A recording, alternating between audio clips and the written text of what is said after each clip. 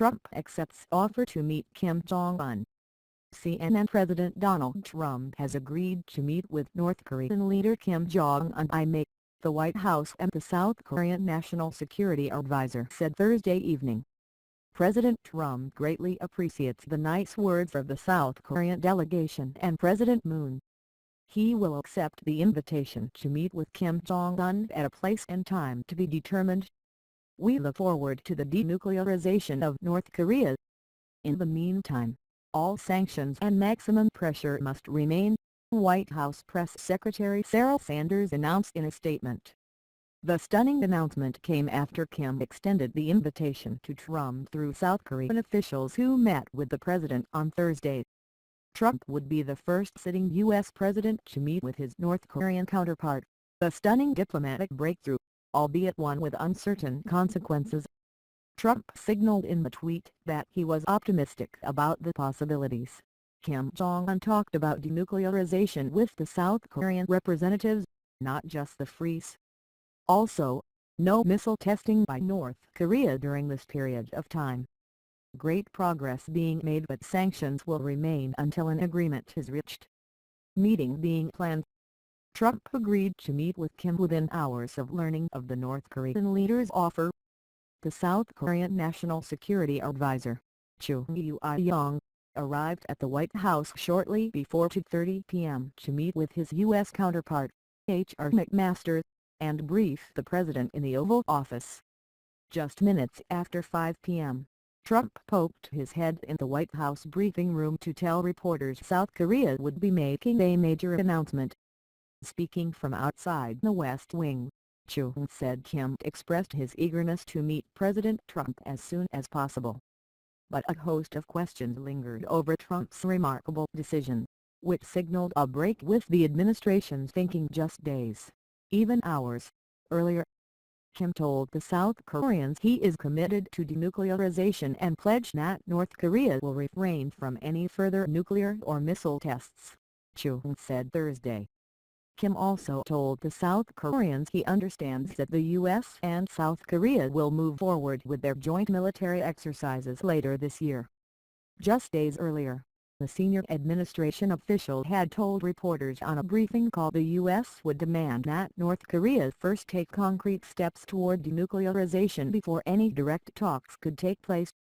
All options are on the table and our posture toward the regime will not change until we see credible moves toward denuclearization, the official told reporters on Tuesday.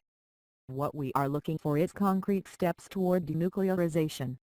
As of Thursday evening, there was no indication that North Korea had pledged to take those steps. Earlier on Thursday, Secretary of State Rex Tillerson told reporters traveling with him in Ethiopia that the U.S. was a long way from negotiations. In terms of direct talks with the United States, and you ask negotiations, we're a long way from negotiations. We just need to be very clear-eyed and realistic about it, Tillerson said. Trump's approach to North Korea has wavered between bellicose rhetoric and expressions of openness to diplomacy, with the president saying one day that the U.S. would rain fire and fury on North Korea and then saying he would consider speaking directly with the country's leader under the right circumstances. Amid the potentially breakthrough talks between North and South Korea, the Trump administration has also credited its campaign of maximum pressure on North Korea as having brought Pyongyang to the negotiating table. Since Trump came into office, the U.S. has leveled some of its most significant and far-reaching sanctions against North Korea and has also succeeded in pressuring China to further isolate the regime. That pressure, the White House said Thursday, would not abate as the U.S. heads toward the historic talks. The White House did not say on Thursday why it had changed its calculus toward North Korea by agreeing to talks without concrete steps toward denuclearization. But a senior administration official said Trump had accepted Kim's invitation to meet because it makes sense to accept an invitation to meet with the one person who can't actually make decisions, even though past US-North Korea talks have taken place at a lower level.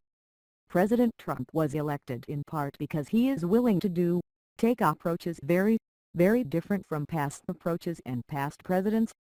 That couldn't be better exemplified in his North Korea policy, the senior administration official said Thursday evening. The official added that President Trump has made his reputation on making deals and Kim is the one person who is able to make decisions under their authoritarian, or totalitarian, system. The upcoming talks could represent the US's best chance yet to halt the advance of North Korea's nuclear and ballistic missile programs, which have advanced over the last year at a stunning pace. The stakes are extraordinarily high. Experts believe North Korea is months from obtaining the capability to strike the U.S. with a nuclear weapon, and the alternative to a successful diplomatic engagement could be devastating.